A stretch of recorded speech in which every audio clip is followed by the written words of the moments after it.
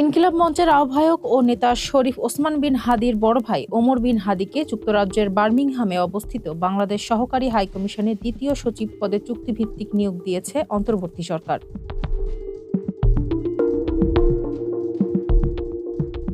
জনপ্রশাসন মন্ত্রণালয়ের চুক্তি ও বৈদেশিক নিয়োগ শাখা থেকে বৃহস্পতিবার এ সংক্রান্ত একটি প্রজ্ঞাপন জারি করা হয়।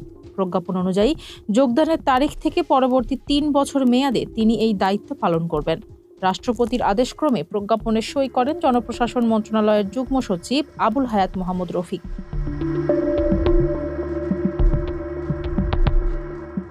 প্রজ্ঞাপনে বলা হয়েছে, নিয়োগকালীন সময়ে ওমর বিন হাদি অন্য কোনো পেশা, ব্যবসা কিংবা সরকারি, আধা সরকারি বা বেসরকারি কোনো প্রতিষ্ঠান বা সংগঠনের সঙ্গে কর্মসম্পর্ক রাখতে পারবেন না। নিয়োগ সংক্রান্ত অন্যান্য শর্তাবলী সংশ্লিষ্ট চুক্তিপত্রের মাধ্যমে নির্ধারিত হবে বলেও উল্লেখ করা হয়। আদেশটি জনস্বার্থে জারি করা হয়েছে বলে প্রজ্ঞাপনে জানানো হয়েছে।